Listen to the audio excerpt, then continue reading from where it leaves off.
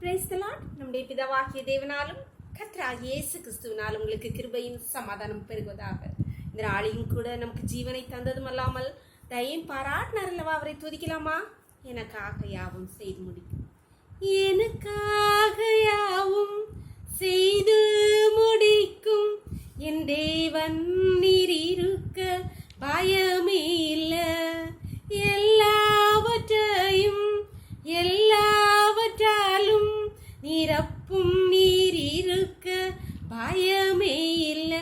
உங்க கைகள் குறுகவில்லை, உம்மால் கூடாதது எதுவும் இல்லை.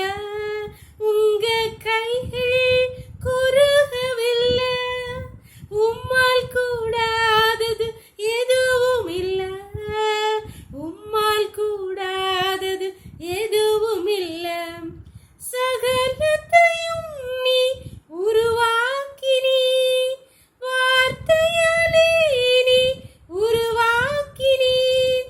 என் வாழ்விலும் நீ வாக்கினால் சொன்னதை கருத்தினால் செய்து நிறைவேற்றுவீர். உங்க கைகள் குறுகவில்லை, உம்மால் கூடாதது எதுவும் இல்லை.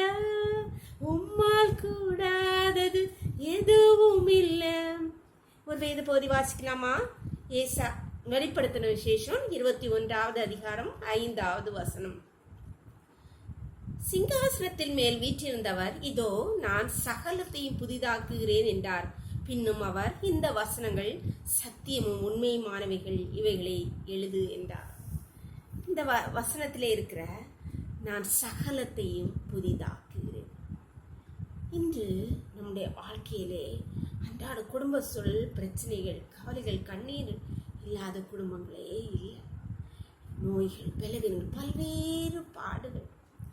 ஐயா ஏசப்பா, தினம் தினம் கண்ணீரோடு ஆண்டவரோ நோக்கி கதறுகிறோம்.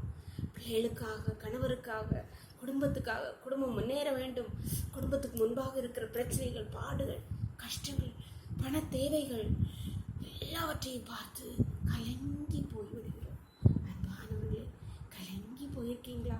உங்களுக்கு முன்பாக இருக்கிற பலவீனத்தை, கஷ்டங்கள், பாடுகளை குறித்து கலங்கி, நான் எப்படி இனி ஒரு அடி எடுத்து வைப்பேன், என் வாழ்க்கை இப்படியே போய்விடுமா அப்படின்னு இருக்கீங்களா? கர்த்தர் உங்களை பார்த்து தான் சொல்கிறார், நான் சகலத்தையும் புதிதாக்குகிறேன்.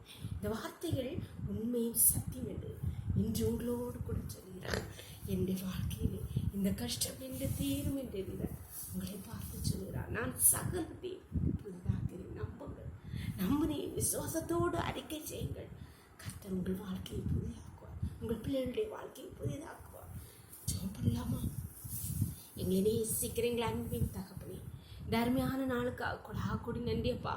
நாளிலும் காலை முதல் இம்மட்டுமா உங்களுடைய தயவுள்ள கரம், உங்க கிருபங்களை தாங்கினதேப்பா. அதனாலே நாங்கள் பிழைத்திருக்கிறோம் தகப்பனே. இப்பொழுதும் தங்கள் குடும்பத்திலே கர்த்தாவே பல்வேறு பிரச்சனைகளை, பாடுகளை, பலவீனங்களை, கஷ்டங்களை நான் என்ன செய்வேன், என்னால் ஒன்று செய்ய முடியலை, எனக்கு பலன் இல்லையே, எனக்கு சுகம் இல்லையே, என்னிடத்தில் பணம் பொருள் இல்லையே என்று கலங்கிட்டு இருக்கிற ஒவ்வொரு பிள்ளையும் அப்பா, அவருடைய வாழ்க்கை, அவருடைய பிள்ளைகள், குடும்பத்தினர் ஒவ்வொருடைய வாழ்க்கை, பிள்ளைகள் எந்தெந்த காரியத்துக்காக நோக்கி பார்க்கிறார்களப்பா, அவருடைய காரியங்களிலே, அவருடைய பிள்ளைகளுடைய காரியங்களில் நீ சகலத்தையும் இன்றைக்கு புதிதாக்குங்க தகப்பனே. அவருடைய வாழ்க்கையை கட்டி எழுப்புங்க தகப்பனே. சகலத்தையும் புதிதாக்குகிறேன் என்று பிள்ளையோடு சொல்லி ஆற்றி தேற்றினபடியா நன்றி தகப்பனே. எல்லாரும் இந்த கருத்தை தருகிறோம். இந்த நோக்களை மூடி மறைச்சுக்கோங்க. சகல துதியும் கனமும் வளமையும் பலன ஞானமும் இது தேவாதி தேவன் ஒருவருக்கே செலுத்துகிறோம். இயேசுவின் மூல ஜெபங்கள் நல்ல தந்தையே, ஆமென். God bless you. கர்த்தர் உங்களை ஆசீர்வதிப்பாராக. ஆமென்.